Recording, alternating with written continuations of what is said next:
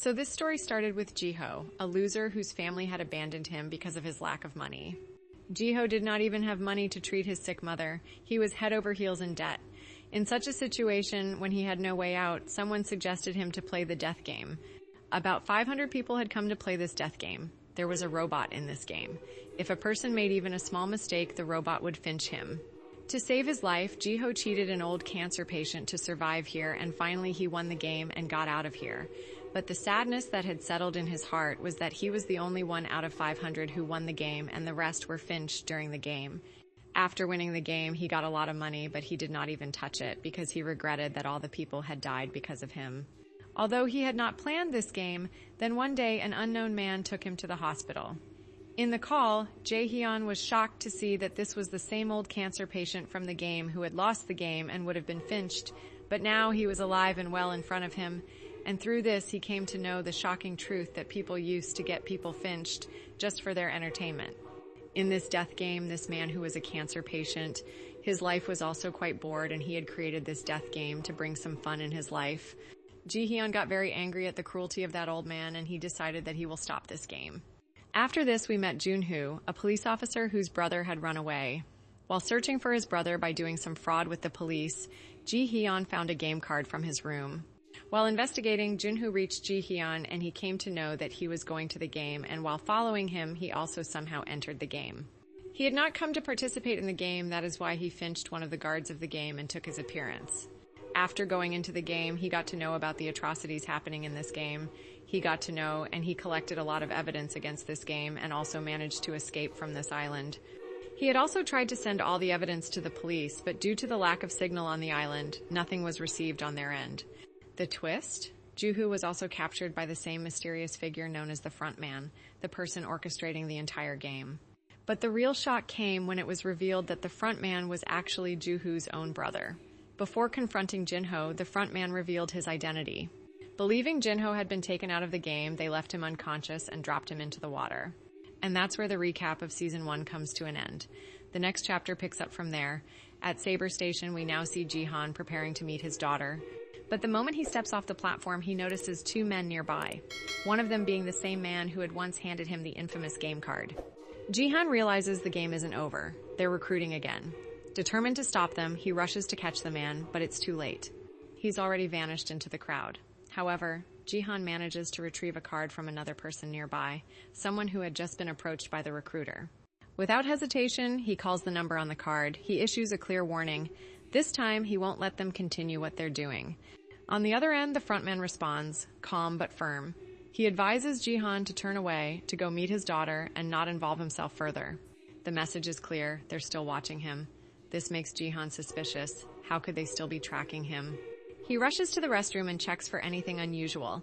That's when he discovers a small device hidden behind his ear, a tracker. Carefully, he removes it. The scene then shifts. We now see Jinho, the brother left in the water last season. It turns out he survived, rescued by a local fisherman, and currently recovering in a hospital bed. And just like that, the real game is about to begin. Again. After many days, Jinho has regained consciousness this time. On the other hand, Chahan, who has removed the tracker from his body, after removing the tracker, he went underground so that the Squid Game people could not track him. After which, about 2 months were spent in the season, and we were shown Jinho, who is still searching for his brother, and is in a traffic jam along with searching for his brother. His second mission was to shut down the Squid Game because he had also seen how people were eliminated without mercy in the Squid Game. When he started discussing this case with his senior, no one listened to him because when Jinho had sent all the evidence about that game to these people from that island, he could not reach these people, and everyone believed that Jinho was lying. After the scene, we were shown Jihan, who was now tracked by the frontman. The frontman knocks on his door. When Jihan opened the door in uncertain, the frontman brought two disturbing objects in front of him, whose eyes opened immediately, and here Jihan's eyes also opened, and we came to know that it was just a dream of his. As soon as he woke up, someone knocked on his door. It was a crew from whom Jihan had taken a lot of loan in the last season, but now the crew used to work for Jihan along with his companions to find those people at the subway station who manipulate people for the Squid Game. Now, the same time it was time when Jinhoo was engaged in the Squid Game 2 years ago, that's why now he gives the crew the duty of stationing boys at different places in every subway station, for which he gave 1 million yen to the crews, and also promised that if they somehow find the man who has been recruiting individuals in the Squid Game and is still trapping them, then Jinhoo will give them 1 billion yen as a reward. On hearing the amount of the reward, the crew was left speechless. He also lured his boys that whoever finds that man will get half the amount of the reward. He gave this lure so that everyone works wholeheartedly, and if they don't find that man this time, then they will have to wait for 1 more year, and in this 1 year, many people will die through that game. On the other hand, Juhu is also trying to find the island of the Squid Game. He is doing this work in collaboration with the same fisherman who saved his life from where Juhu was found by that fisherman. These people are from the vicinity of that place. Everyone had seen the island, but had not yet reached the island of the Squid Game. The scene pieces, and we are shown the crew who is training his new team. He told everyone that they have to find a man at the substation who will be wearing a suit and pants, and will have a briefcase full of money in his hand, and he will play the dodgy game with everyone, and after that he will leave by giving them a card. Everyone starts working, and after waiting for many days, the 2 men finally find that man. While playing the dodgy game with the 2 people at the substation itself, they send his location to Jinhoo along with their boss crew, and they themselves also start following him. Now one day, after going to the Windy store, he bought a lot of breads and lucky draw cards and went to the beggars. He kept 2 choices in front of these beggars, 1 bread and 1 lucky draw. Almost everyone chose the lucky draw, but no one won. After which this man put all the breads on the ground and started walking on it and told the people that it was not me who was eating this, but you. You all had the greed to win money. This man was preparing the minds of all the people in this way and was judging how many people are greedy so that next time he can trap them in the game. Well, it is shown that wherever Jihan's people are following him, they sent his new location to Jihan. Jihan is driving fast to come here, then he does not realize that he breaks a signal, and in this way the traffic police stops him. At this time, the traffic officer was Jinhoo, and he noticed something unusual about Jihan's behavior. He didn't argue or even flinch when issued a traffic ticket. Instead, he quietly paid and tried to move on, like someone in a rush to escape something bigger. This raised Jinhoo's suspicions. He decided to look up Jihan's information using his car number. That's when the name struck him, Jihan, the same man he had once followed into the mysterious Squid Game. From there, Jinhoo tracked down Jihan's home address. Meanwhile, 2 men who had recently encountered someone linked to the Squid Game planned to find and confront this mysterious figure. Their motive? Capture him before he could disappear, and split whatever reward they imagined would come from it. But things didn't go as planned. When they approached the man, things took a dark turn. Jihoon arrived at the scene a little too late. All he saw was an eerie silence, and a few ominous signs on the road suggesting that something had happened to his 2 men. From above, the shadowy figure was already watching Jihoon. Later, when the man returned to the room Jihan had just left, he revealed that he had intercepted Jihan's men and decided to put them through one of his twisted games, a version of rock, paper, scissors, only with a grim consequence for the loser. After the game, the man extracted Jinhoo's address and left. That evening, as Jinhoo arrived home, the man was already waiting for him, hidden in the shadows. He could have taken immediate action, but instead he chose to challenge Jinhoo to a game. Before they began, he explained, "I used to be the one who handled cleanup in the Squid Game, but that wasn't enough for me. I wanted something more." The man then revealed a chilling part of his past, how the front man had once given him a test so disturbing that it changed him forever. Since then, he's been carrying out secret missions. Jinhoo, trying to stay focused, responded, "Just tell me where the front man is." The man smirked, eyes gleaming. "Let's play a game first." There was a mysterious device placed in front of them, designed with 1 active round and 5 inactive ones. The challenge was simple. They would take turns, 1 by 1. Whoever lost would be removed from the game, but if Jahan succeeded, he would receive the front man's outfit and a hidden location from the opponent's pocket.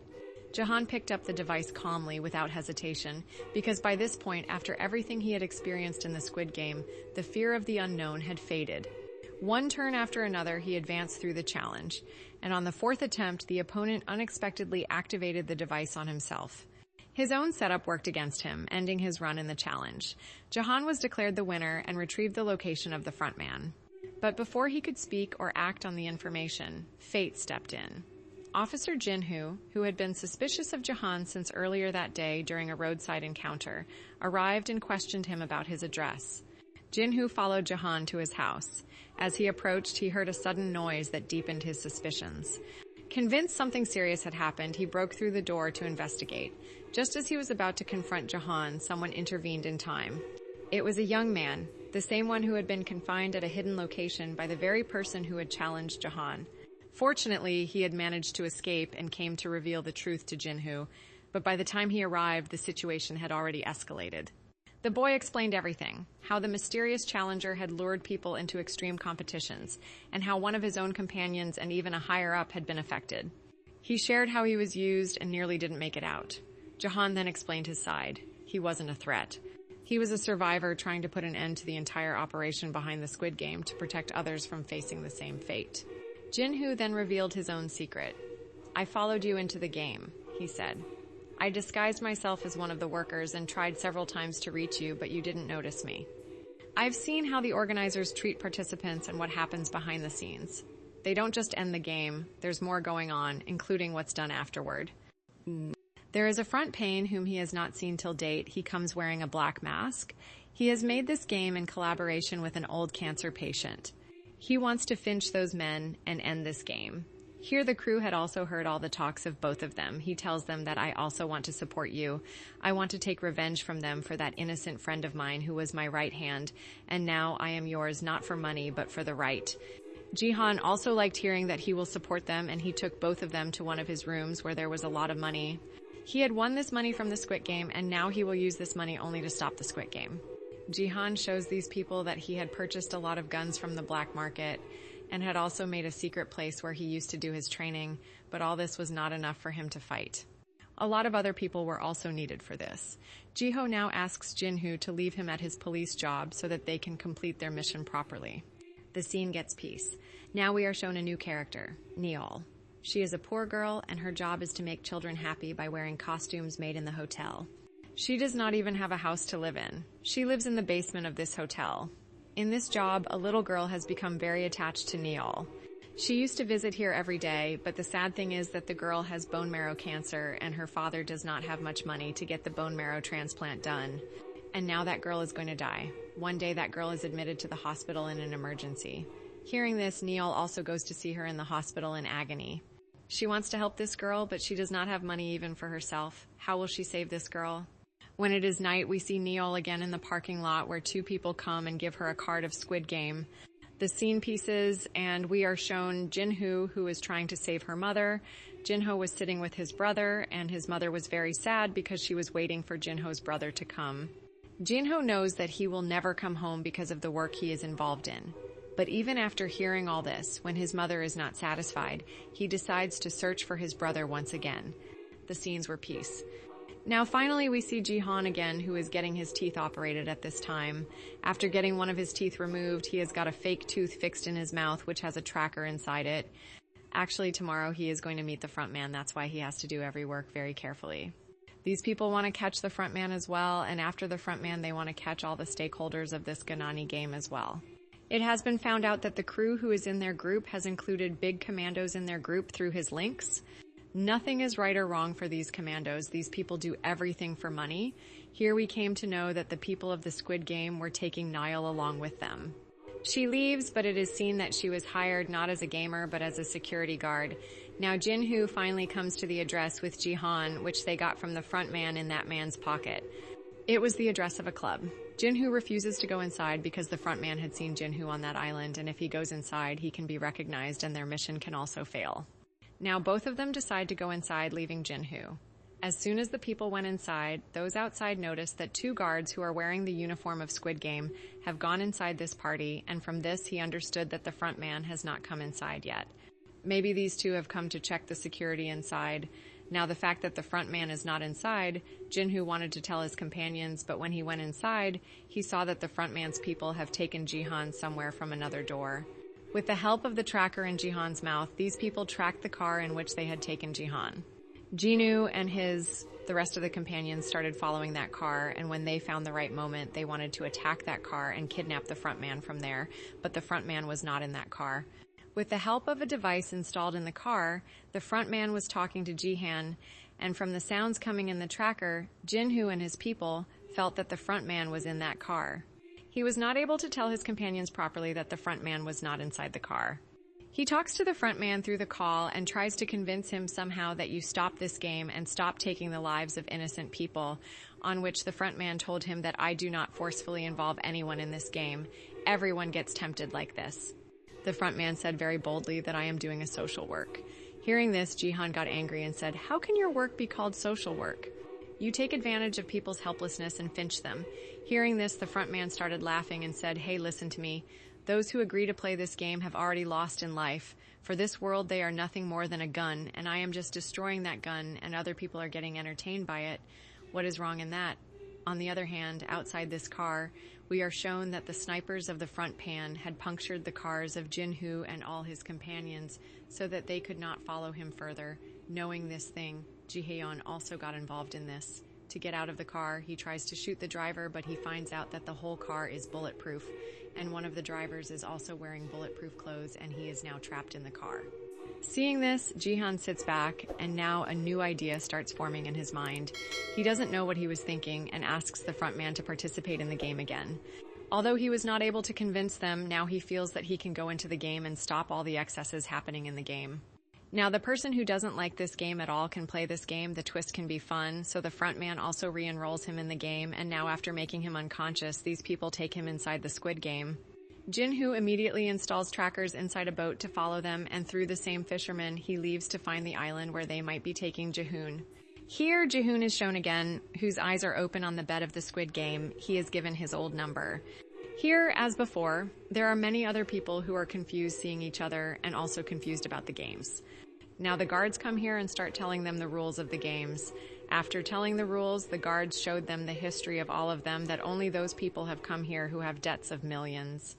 After telling all this, the guards told them that the winner will get 45.6 million yuan. There will be a total of 6 rounds of this game.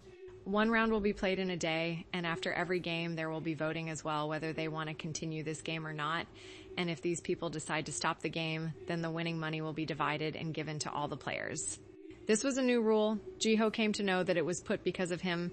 Everyone went ahead and signed the contract. Jiho-han saw that almost all the rules were old, just a few were new. After this, pictures of all the players were taken one by one. A famous rapper from Korea had also come here to play this game. Everyone was surprised to see him and wanted to make a picture with him. He promised everyone that as soon as he goes out from here, he will give everyone a picture. It was seen here that a friend of Jihan had also come here, and these people were meeting after almost 3 years. Due to his disappearance, his friend was very angry with him. Then Jihan says to him that I will go out and tell you the truth. You have come to the wrong place. You should not have come here, and now if you love your life, then you have to do the way I say. Well, now the game was also about to start. Everyone came out on the ground. It was the same old ground. Jihan understood that this game is also the same old one. The scenes were peace. Now we were shown Jinhoo, who has reached the island while tracking Jihan's tracker, but here he did not find any facility in which the game is being played. While tracking the tracker, these people reached a fisherman, and it was seen that Jihan's tracker was lying here in the bait. Seeing this, they started beating the fisherman and started investigating him about this tracker. Then the fisherman replied that I got this bait for free. There was also inside the game. Jihoon was worried that why Jinhoo and his team did not come to rescue them all. Is something wrong with the tracker? Jiho wondered. Hiding from the nearby cameras, he discreetly removed one of his teeth, the one he believed contained a tracker. To his shock, it was just an ordinary tooth. It became clear that the game organizers had already removed the tracker before he even entered the game. At that moment, Jiho realized how deep he was in. Not only was rescuing others uncertain, but even his own escape seemed impossible. Still, Jiho wasn't ready to give up. His determination to protect everyone remained strong. He gathered the group and told them firmly, "You must follow my instructions throughout the game. It's the only way we make it through." The next challenge began. Jiho used his previous experience to guide the group. As they played the motion detection doll game, where players could only move when the doll wasn't facing them, Jiho's voice guided the others step by step. Yet some players doubted his instructions. One rapper, trying to distract the girl in front of him, whispered a joke and gestured toward her ear. She turned to look at him and laughed. Unfortunately, the doll's sensors caught her movement. A sudden alarm signaled that she had been detected, and she was immediately removed from the game. Panic broke out. Despite Jiho's attempts to calm everyone, many players began running in different directions, leading to more eliminations. Realizing Jiho was right, the remaining players began to follow his commands carefully. He told everyone to move in a single line, minimizing motion, making it harder for the sensors to detect them. But the tension was high. In an attempt to calm himself, the rapper used a secret substance and, in a disoriented state, lost control. He stumbled forward and unintentionally pushed several others, causing their elimination. The chaos worsened, and players scattered toward the finish line. While many crossed safely, one struggling player called out to Jiho for help. Jiho rushed over, supported him, and guided him across. Just as they reached the safe zone, the player was unexpectedly marked for elimination. This action came from Neil, a guard who had acted outside of standard rules. The other guards were visibly upset with his behavior.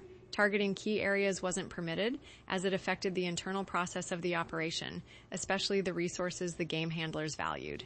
He understood that there will be no Squid Game facility on any nearby island because the game people themselves sent him here. For now, these people plan to go back from here because there is going to be a storm in the sea. Well, the scene pieces and we are shown all the players again. All the players were very scared of the death in the game. Now, as soon as the guards come to their room, everyone gets even more scared and apologizes to them and says, "Please spare our lives." But the guards had come to tell them the new rules of the game. The guards told that out of 500, only 365 people are left after this game. He asks everyone to look in the money box above where a lot of money had fallen. The guards tell them that voting will happen now, and if everyone decides to leave from here, then this money will be divided among all the people.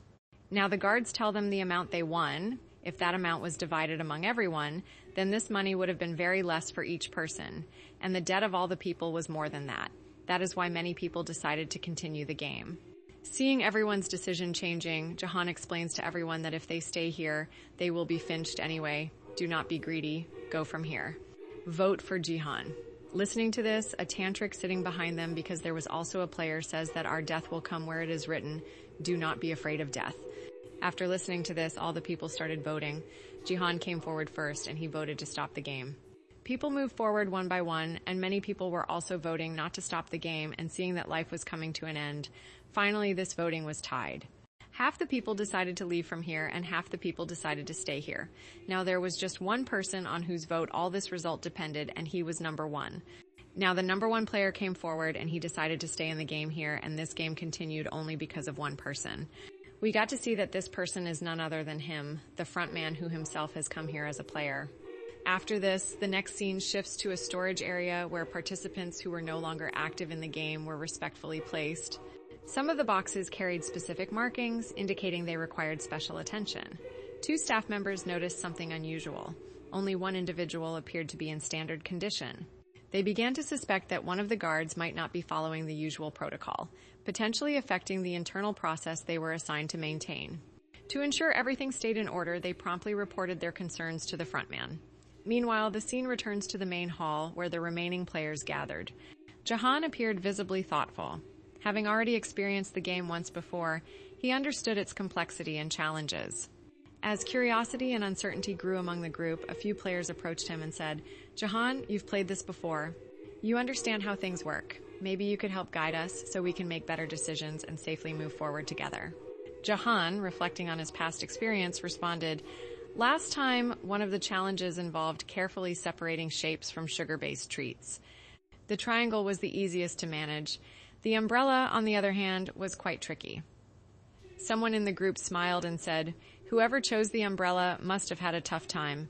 This reminded Jahan of his own past choice, which made him pause for a moment. The group eventually walked away, but one player lingered. He gently asked, "Why did you return? You already succeeded once?" Jahan looked down and said, "What I gained didn't feel like it belonged to me. And whatever comes from this will carry the same feeling." Trying to ease the moment, Nahu added, "Try not to carry the weight of everything alone." But Jahan's emotions surfaced. "You knew what this was. You could have spoken up. Why didn't you?" Nahu calmly replied, "There are people here who voluntarily joined, hoping for a fresh start. Many still face challenges that yesterday's reward didn't fully resolve." Their exchange paused there. Another player stepped forward and said, "Let's stay focused. We should form a thoughtful plan for the upcoming challenges to support each other as best as we can." Meanwhile, in another part of the facility, a serious conversation was taking place. Zion and his friend calmly intervened to de-escalate the situation. After things settled, everyone returned to their resting areas. As they lay down, one of the participants approached Zion and expressed sincere regret for his earlier behavior. He explained that staying in the game was extremely important for him. His wife was facing a serious medical condition and required a liver transplant. When the opportunity for a transplant became available, he took significant financial steps to cover the costs, including joining the game and taking out a loan. Unfortunately, misunderstandings at his workplace led to the loss of his job, and now he carried a heavy financial burden. He explained that leaving without the prize money wasn't an option for him. Witnessing his emotional state, Jahan understood the situation and reassured him that he would do his best to support everyone in the upcoming game. The next scene transitions to Noel, who was summoned to meet the current frontman. Her methods during the game had raised questions. The frontman asked her why she was aiming in a specific way during her duties. Noel explained that the previous frontman had instructed her to take special action against players who were no longer progressing, believing it was part of her role. She added that she was only following prior guidance and believed there was still vitality in some of the participants. The new frontman advised her that such actions were no longer appropriate. He clarified that the organization had a process in place to retrieve valuable organs from participants, which could potentially help save lives. He reminded her to follow the updated instructions carefully, emphasizing that her continued participation was linked to her personal goal of reuniting with her daughter. Through their dialogue, we learn more about Noel. She served in the Korean military, and during one mission, she became separated from her daughter. Since then, she has been tirelessly searching for her. Meanwhile, the focus shifts to Jae-ho, who visited his former workplace and requested support from the commissioner. He explained everything he had uncovered about the game. However, without any physical evidence, the commissioner was unable to act. He politely expressed concern, suggesting that the story seemed difficult to verify and that he hoped Jae-ho was managing his situation well. Where the game of Dangle had started, on Ji-hyun's behest, everyone had chosen the triangle, but as soon as everyone opened the box, there were many small triangles inside a triangle. Seeing this, everyone got scared, and Jae-ho also started shouting. Jae-ho also got scared, and then his eyes opened and we came to know. It was just his bad dream. Well, now everyone had woken up and it was time for the next game. They were taken to a new ground where Jihan was shocked and worried because he had not played this game before. When everyone else asked Jihan about the game, he said that it was a new game and he did not know anything about it. Hearing this, everyone got angry at him. Before they could start beating him, Ino came in between and stopped the fight. They were asked to form a team of 5 people. Danny, who was pregnant and Jack's girlfriend, came to her and told her to join his team, but Danny refused because she did not want to live with Jack anymore. She went to Jihan's team and told them that, "Please take me in your team. I am pregnant and no one else is taking me in their team." They agreed and a team was formed. Now we were shown the second lead team, which had Kat, Maddie, and 2 mother-son duos, Park and Gong. Then forcefully Tantika joined their group. After forming the teams, they were all told that the legs of the entire team will be tied, and they will have to move together in a round circle, and after 5 meters there will be a game in which they will have to move forward while playing it, and they will also have to complete their circle within a given time. On hearing the names of the games, all these people started talking among themselves. They coordinated, and whoever was good at whichever game was given the responsibility to play it. Well, the game starts, and the first 2 teams are given the responsibility to play together. The first team plays dachi very well and moves forward rapidly, but they were not successful in hitting the stone with the stone. The stone had fallen in front of them. When they moved forward together to pick it up, it fell. A lot of time was being wasted. Well, they crossed this round as well and moved ahead. The next game was to rotate the ladu. One of their team members was not able to do it the first time, but he did it well the next time. While the second team was still stuck in its first round, then the time was over and the other team was finished and finched by the Squid Game people. The team which had completed many rounds was also not able to complete its circle on time, and they were also finished and finched. Seeing this, everyone got very scared and panicked. Here, the bodies of all the people were being picked up. One person was still alive. He was not dead. They picked him up and put him in the coffin and then put him in the coffin. They made a cross mark on the coffin, but then Neil came and finished the man on his head and finched him. The front man also saw this, and all his guards got angry with her act. Well, now it was the turn of the next team. It was Kat's team. Kat took care of everyone here and took them forward. First, they had to play a game in which the girl could not turn her card in the first turn. Then Kat asked her to hold the card upside down, and in this way, in the first turn itself, she turned her card upright. Finally, these people moved forward. They had to hit the stone with a stone. That boy also could not hit the stone with a stone in the first attempt. Kat asks everyone to move forward together, and these people come back again with that stone. The boy's mother tells him, "Son, remember the man who looted all your money?" As soon as he remembered, the boy got so angry that he aimed right at the stone and won this round as well. These people move forward again. This time they had to pick up 5 22s together and catch them together. This was the first task. She could not do it even once, and at this time her son encouraged her and told her to remember the girl because of whom her dad had left her. Thinking this, she also caught all the 5 dice in anger, and soon they completed this round and moved ahead. Next, it was the tantric's turn. She had to spin the top, but struggled to do so. After 2 unsuccessful attempts, she became emotional and expressed fear that they might not make it through. Seeing her losing confidence, Kat firmly intervened. She brought the top close to the tantric's eye and said, "You have to focus. We all need you to try." Feeling the urgency, the tantric quickly composed herself, spun the top successfully, and helped the team secure another victory in the round. In the following round, the task was to kick the pom-pom using their feet, and this challenge was assigned to Kat. With the rest of the team facing away, Kat skillfully executed the challenge, kicking the pom-pom 5 times and completing a full circle just in time. Their team celebrated with a sense of shared achievement. However, the other team was unable to complete the circle within the time limit and was unfortunately removed from the game. As the rounds continued, some teams advanced while others were eliminated. Eventually, it was Jahan's team's turn. He wished his team members well before beginning the sequence of challenges. Danny took on the first game, followed by Jahan's friend in the second. The third game was played by Lee, who had recently joined their group. On his first attempt, Lee picked up all 5 dice with ease, confidently stating he had experience from playing with his sisters during childhood. The fourth challenge involved spinning a traditional sweet, the laddu. Initially, Lee was unable to rotate it correctly. On the second attempt, he subtly tossed it behind him. While the others were unsure what had happened, they retrieved the laddu and acted as if they were disappointed. Lee even pretended to feel responsible, showing signs of distress. Jahan calmly reminded him of how he used to spin the laddu during childhood, a memory that helped Lee refocus and complete the task successfully. Then it was Jahan's turn. His challenge was to strike the pom-pom with his foot 5 times. He completed 4 kicks smoothly, but on the 5th, the pom-pom rolled slightly forward just before it was about to land. He won the game by putting Jihorn's foot forward, and they were very happy to win before time. But the team with him could not do that work before time or on time, and in this way that team got finshed. Seeing this, Jahan was very sad. Well, he came back to his room where many people were angry to see him alive because they felt that now the winning money will be divided. Meanwhile, the guards also came in the room. The guards showed them the winning price of this game and told that this time 110 people have died, and now only 255 people are left, according to which each winner can now get $78 million, and now voting will happen again. If people vote to stop this game, this money will be divided among all. Many people felt that this money is too less. Jahan told his team that you people vote to stop the game. I will give you as much money as you want after leaving from here. His team agreed, and first of all, they voted to stop the game. Second was Park. Park's mom, Gong, told him that you should vote to stop the game, see, by combining the money of both of us.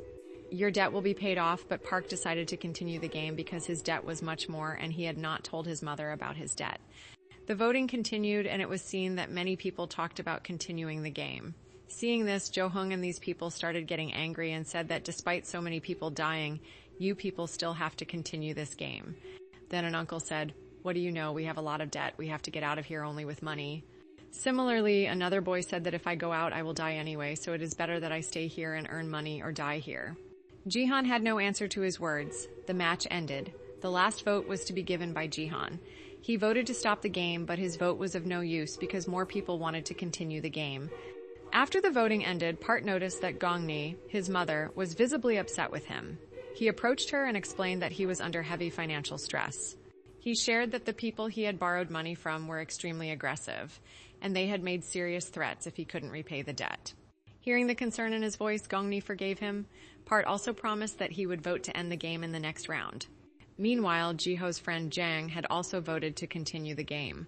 This deeply affected Jiho, and it was clear that his trust had been shaken. Jiho reassured his team that he would make sure everyone received their fair share of the money.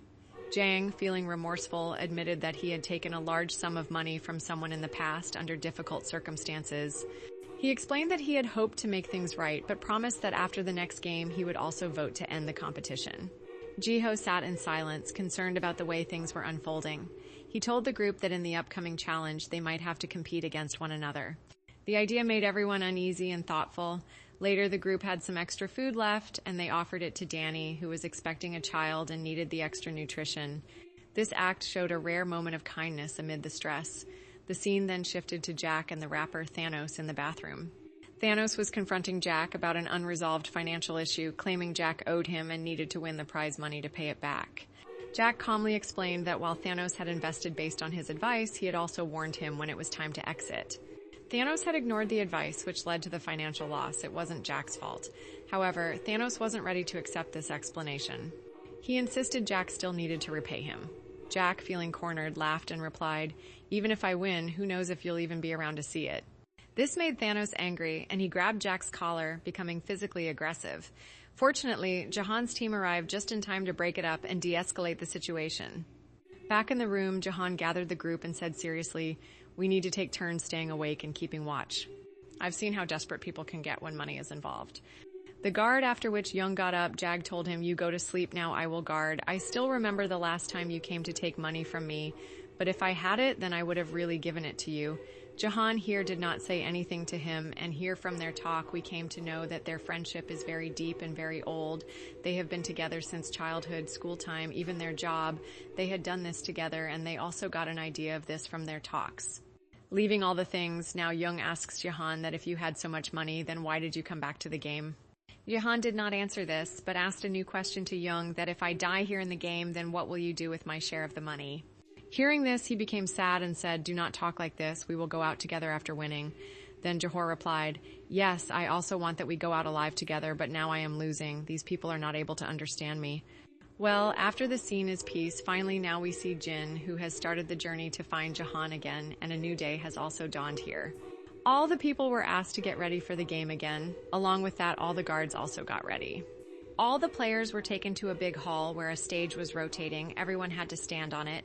When the stage rotates, they will be given a number. By making a team of that number, they have to go to any room here and lock that room, after which the remaining people will be finched. And if there are more or less people than the given number in the room, then they will also be finched. Hearing this, all the people started making their strategy that how they have to play this game. The stage started rotating and they were given a number of 10. In 30 seconds, they had to make a team of 10 people and go to a room. Jean's team and Kat's team quickly went to a room and locked that door. 30 seconds passed quickly, and all the people who were standing outside were finished by the guards, and seeing this, Jahan became very sad. At that moment, a spiritual guide was present in the room. He looked at everyone and said, "You're all still here because of me." Everyone turned toward him. Jahan also glanced at him and said, "If we're still alive, it means something significant is about to happen." Despite his serious tone, most people didn't pay much attention to his words. For the next round, the group returned to the stage. As the platform rotated, they received the number 4. Quickly, everyone disbanded their teams and headed toward the designated rooms. Kat's team decided not to take the spiritual guide with them and entered their own room. Meanwhile, Jahan's team chose to free Inhu, and following the previous pattern, the remaining individuals were eliminated from the game. The guards noticed 3 people in one room, which was against the rules. They were promptly disqualified as well. When Jahan's team emerged from the room, the spiritual guide looked at them with a mysterious gaze. Jahan and his team were concerned for Inhu, but Inhu appeared calm and said, "I connect with people easily. Maybe that's what saved me." The next round began, and this time everyone received the number 3. Once again, they dissolved their teams and moved forward. Gong wanted to stay with her son Park, but 2 boys quickly took Park to their own room. Gong felt helpless seeing her son go without her. Just then, Jahan and Inhu saw her alone, helped her up, and guided her into a nearby room. Even after entering the room, Gong remained emotionally shaken, feeling that her son had abandoned her. She feared he no longer cared about her well-being. Jahan and Inhu were moved by her words and tried to comfort her. Later, they exited the room and reunited with Park, who also looked remorseful for leaving his mother behind. Gong embraced him, and the two shared a moment of reconciliation. Kat and Maddie also met Gong again, this time accompanied by a new participant who had helped them survive and now became a part of their team. Soon, the next round began, and they were assigned the number 6. As usual, everyone began forming teams again. Maddie and Kat, along with a member from Jahan's group, moved toward a room. But during the rush, Maddie was accidentally pushed and left behind. Everyone panicked, but just then Jack rushed forward, entered the room, and locked it in time, leaving Maddie outside. Kat was deeply saddened by what happened to Maddie, as Maddie had been her first friend since joining the game. Overwhelmed with emotion, Kat directed her frustration toward Jack. However, Jack calmly explained, "If I hadn't reached in time and locked the room, all of you might not have made it. You should be grateful. What happened was beyond anyone's control. Maddie simply couldn't get inside in time." Though his words were firm, they made sense. Everyone's heart grew heavy with grief, and the tension slowly faded. The next round began, and many guessed that the organizers would now select the number 2, since there were 50 rooms and only 126 participants remaining. As expected, the number 2 was selected, and everyone quickly formed pairs and rushed toward the rooms. In one of the rooms, Jahan and Jane entered, but another participant arrived at the same time. Now 3 people were in a room, breaking the rules. Fearing they might be disqualified if spotted, they quickly moved to a nearby vacant room to avoid detection. In a moment of panic, one participant tried to take control. Inhu acted swiftly and restrained him to protect himself and his teammate. Witnessing this, even Chan became uneasy. It became clear to him that Inhu was not someone to be underestimated. The round ended, and they quietly returned to their original room. It was then shown that participants who had not survived were being respectfully handled. Those whose conditions allowed had their remains secured, while others were respectfully laid to rest. Meanwhile, the scene shifted to Jinhu, who was traveling by boat and scanning nearby islands using a drone. His associate Sharam suggested that they now explore islands they hadn't yet visited. Jinhu agreed, and they soon discovered one with a small hidden gate. Jinhu believed the facility might be located beneath it. He immediately sent his team to investigate. However, when they opened the hidden structure, an unexpected explosion occurred, resulting in the loss of several team members. This deeply affected Jinhu. He suspected that the explosion was a trap set by those behind the game, meant to mislead and eliminate intruders. Determined to continue, he decided to try again. In another scene, the remaining participants gathered and reflected on their experiences in the game. "You all will also be finched like Buddy," hearing which the crew said that nothing will happen with your words. Now Jack also came to Daddy. He wanted to adopt Daddy's child. He said to Danny, "Look, Daddy, we will now vote to close Cabby, and after this we will leave from here. We will invest both our money in stocks and live a good life." Hearing this, Danny got angry, and she said, "Even today you have not come to me for me, but you have come for my money. You can do whatever you want with your money. I can raise my child alone with my money."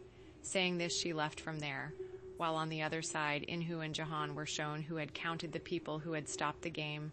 The people who had stopped the game were still less, and the people who continued the game were more left. Then Jahan, seeing the situation, tells them that we should talk to the people and stop this game. On which he explains to him that, "Look, we cannot do it like this. In such a situation, those people who want to continue this game will get angry, and there will be a fight here even before the game starts. Everyone will start finching each other, and this is what the game people want." Now, the time for voting had also come. Before voting, cars came and told all these people that now only 100 people are left.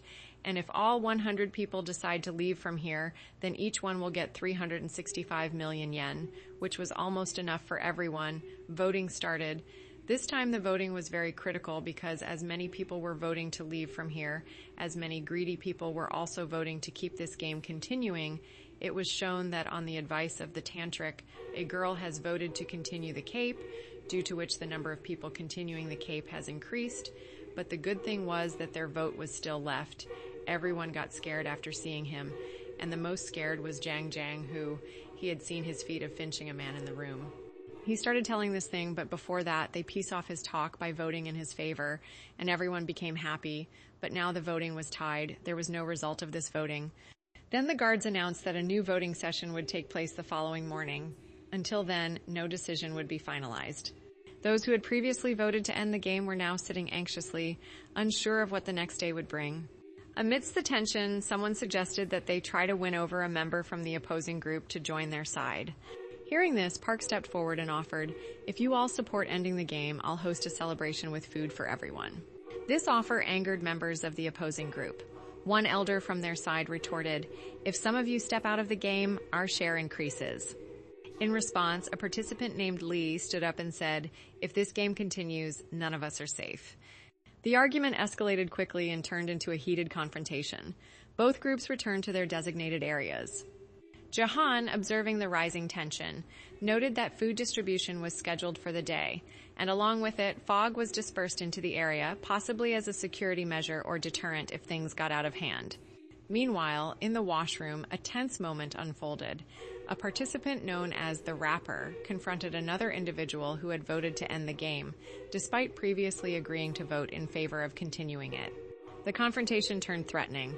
Jack stepped in and firmly told the Rapper, "You can't pressure someone into voting a certain way." Despite the warning, the situation escalated further and turned into a physical struggle. Jack tried to remove himself from the situation, but the Rapper aggressively overpowered him. In a moment of desperation and self-defense, Jack was forced to defend himself with a nearby object. The incident ended tragically. Following that, it was shown that the altercation in the washroom wasn't isolated. Conflicts had erupted among many participants across the area.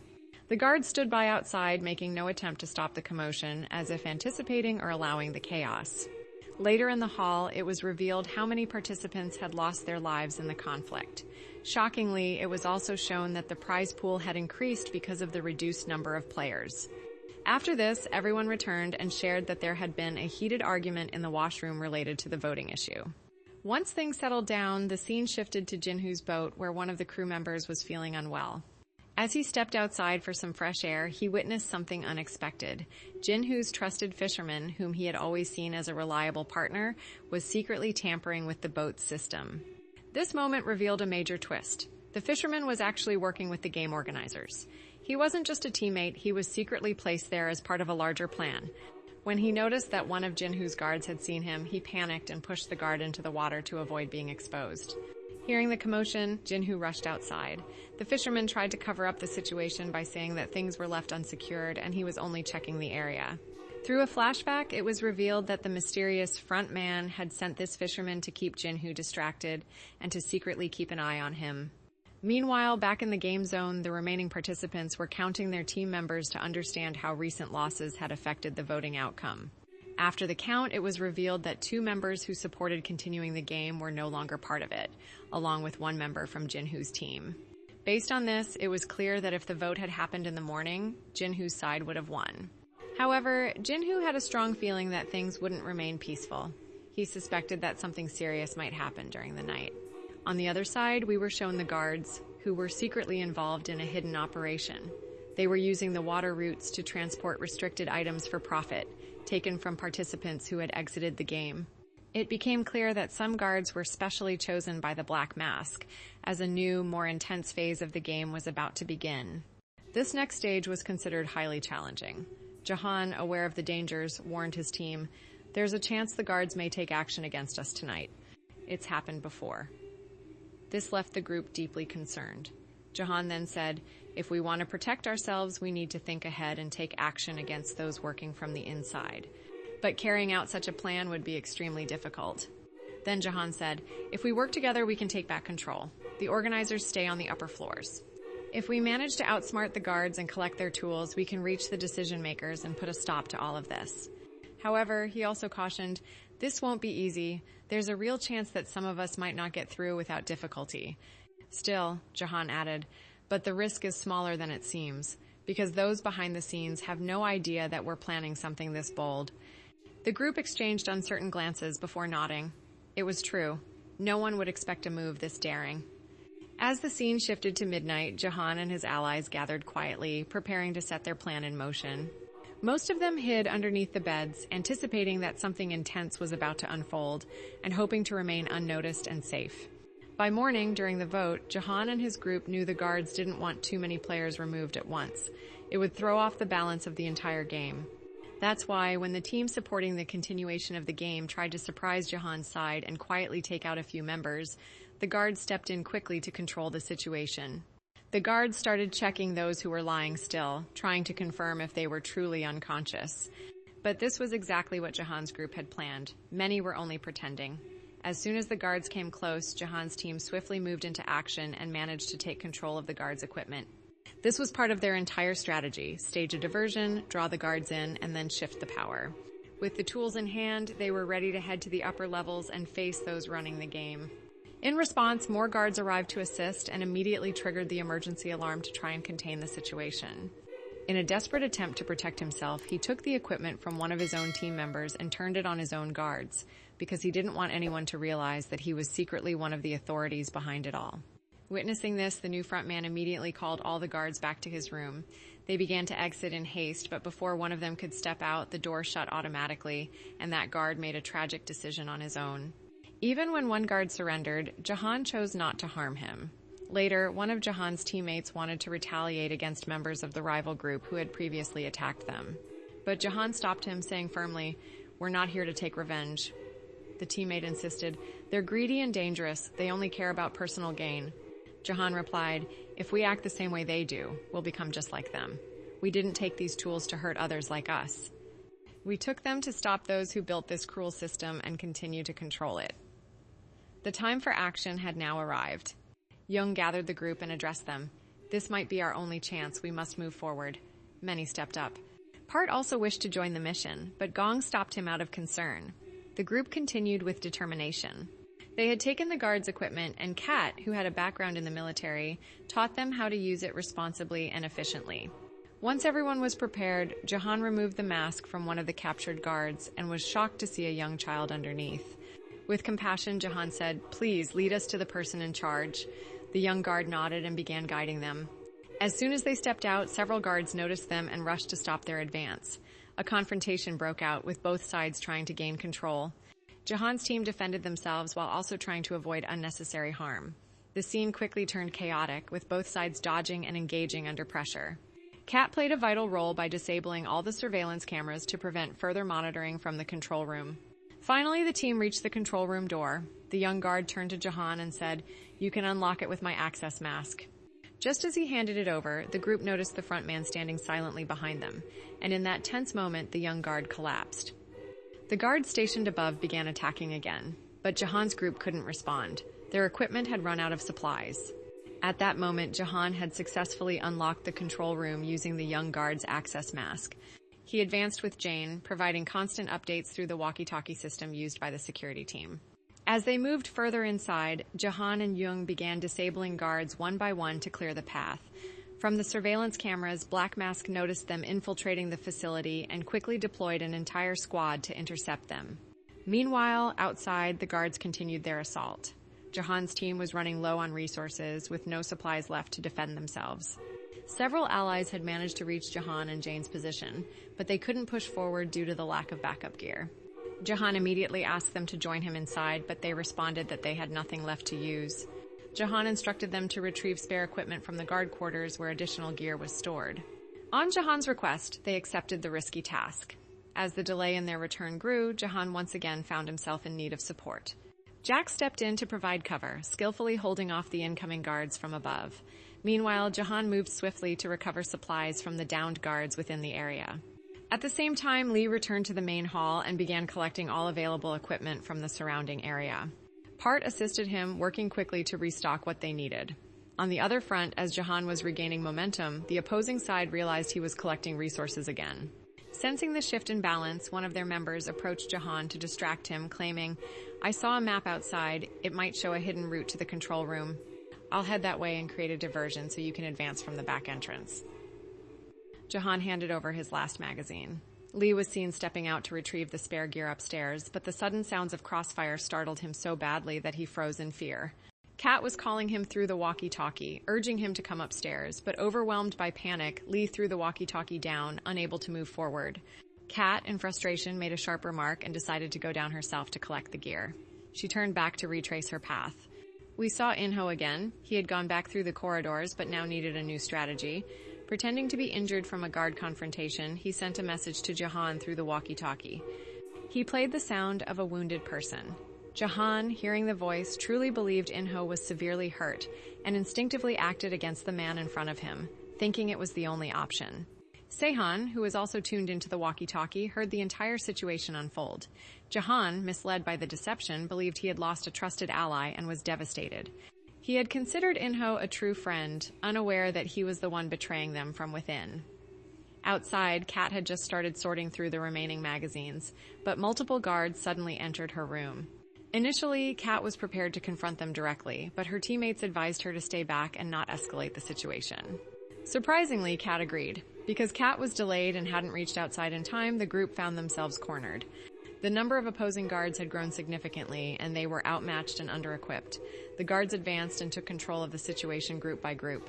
As the scene settled, Jahan and Jane also had no choice but to surrender. Their resources were depleted. At this point, the mysterious frontman appeared in front of them, who, to their shock, was Jahan himself. He said coldly, "So Jahan, did you enjoy returning here? But what you've done will not go without consequences." He then raised a weapon at Jahan, but before anything else could happen, Jengmi turned on his own friend, delivering a shocking betrayal intended to cause emotional pain. Seeing his friend fall before him, Jahan let out a scream of anguish. And this is where the season ended, with countless questions lingering. Who really won? Who will claim the prize? And will Jinhu be able to track down the survivors?